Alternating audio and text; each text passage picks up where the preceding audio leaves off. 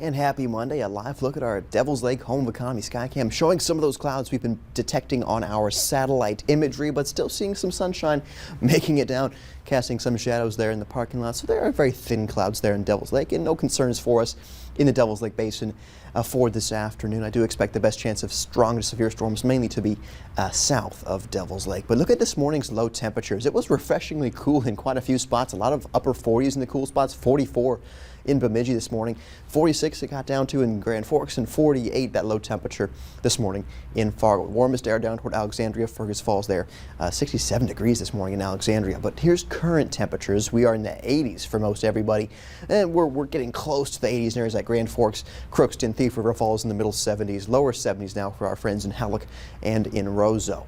We, of course, expect temperatures to keep rising with those winds out of the south and plenty of sunshine. You can see there's those clouds I was showing you on the home of economy Skycam, but the sunshine abundant for us, and you can see from some good definition in those clouds as well at this hour in Devil's Lake. Fun to see that on the satellite imagery. Here's the severe storm risk we're talking about. We're in the slight risk of severe weather, which is level 2 out of 5 on the severe weather risk scale, which means some scattered severe storms are expected in this area. The tornado threat for today is isolated. It's low and it's isolated, but it is still there.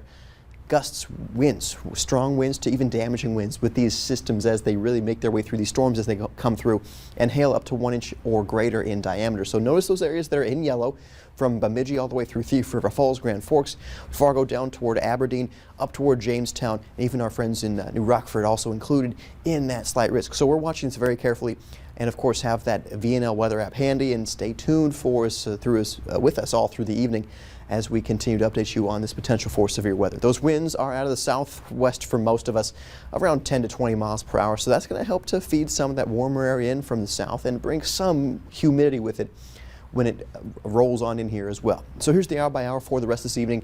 We do expect those temperatures in the lower to middle 90s by the afternoon. Notice plenty of sunshine for us through the afternoon. For your evening commutes, you see those temperatures in the 80s to middle 90s off toward the south, maybe still some 70s up north where some clouds have been hanging around there in the Devil's Lake Basin. But it's not till after 5 o'clock that we'll look toward the southwest and we'll start to see some clouds popping and some storms developing there in our southwestern neighborhoods, and I do expect that to be moving across our neighborhoods slowly but surely later on around the sunset hour. We do expect those to move across, and even through the Red River Valley up and down I-29 around midnight we expect these storms to roll through, but they still could possibly be strong to severe even at that hour across the Red River into Minnesota, which is why the Storm Prediction Center did expand to that slight risk from earlier this morning now into Beltrami County, expecting this to still hold together and be intense as it makes its way into northern Minnesota. But I do expect by say 3 o'clock or so that will be long gone and out of our eastern neighborhoods, and still some mild temperatures though will be with us, 60s and 70s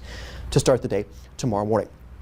Here's how things look for the rest of the business week. We've got the chance of some spotty showers pretty much every day this week, Tuesday through Friday, of course, with tonight's being possibly strong to severe.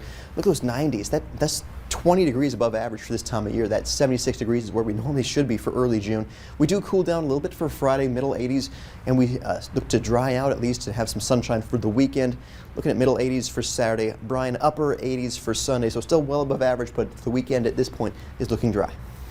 You know, earlier we were just talking about all the pools that are opening this week, and I'd see that with the forecast, there's like some rain. I guess is it one of those times to be indoors instead? I mean, what we're seeing with these storms here is just some pop-up things. So you can still spend some time at the pools and stay cool, but just be aware for some afternoon showers and storms there for this week. Sounds good. Thanks, Nathan. Well, straight ahead at noon, Prince Harry and Meghan say their new baby girl is more than they could have imagined. More on this story next.